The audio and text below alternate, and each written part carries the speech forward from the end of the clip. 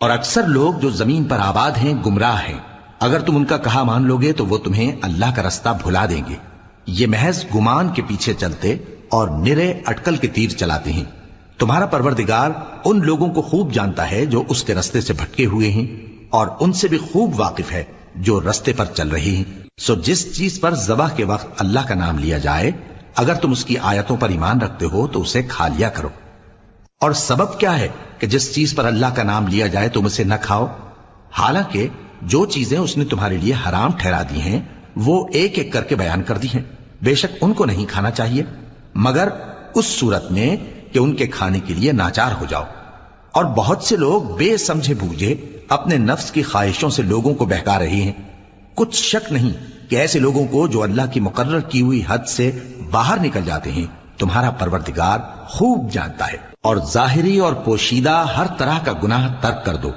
جو لوگ گناہ کرتے ہیں وہ عنقریب اپنے کیے کی سزا پائیں گے۔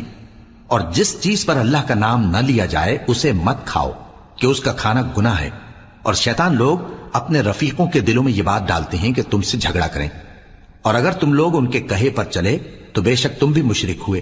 بھلا جو پہلے مردہ تھا پھر ہم نے اس کو زندہ کیا اور اس کے لیے روشنی کر دی جس کے ذریعے سے وہ لوگوں میں چلتا پھرتا ہے، کہیں اس شخص جیسا ہو سکتا ہے جو اندھیرے میں پڑا ہوا ہو اور اس سے نکل ہی نہ سکے؟ اسی طرح کافر جو عمل کر رہے ہیں وہ انہیں اچھے معلوم ہوتے ہیں۔ اور اسی طرح ہم نے ہر بستی میں بڑے بڑے مجرموں کو موقع دیا کہ اس میں مکاریاں کرتے رہیں، اور جو مکاریاں یہ کرتے ہیں ان کا نقصان انہی کو ہے اور اس سے بے خبر ہیں۔ اور جب ان کے پاس کوئی آیت آتی ہے تو کہتے ہیں کہ جس طرح کی رسالت اللہ کے پیغمبروں کو ملی ہے جب تک اسی طرح کی رسالت ہم کو نہ ملے ہم ہرگز ایمان نہیں لائیں گے۔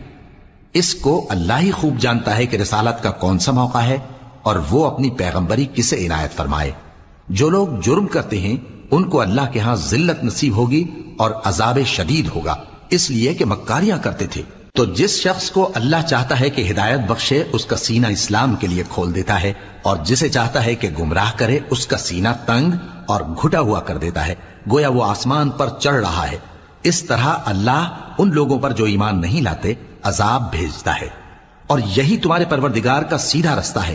جو لوگ غور کرنے والے ہیں ان کے لیے ہم نے اپنی آیتیں کھول کھول کر بیان کر دی ہیں۔ ان کے لیے ان کے اعمال کے صلے میں پروردگار کے ہاں سلامتی کا گھر ہے اور وہی ان کا دوست۔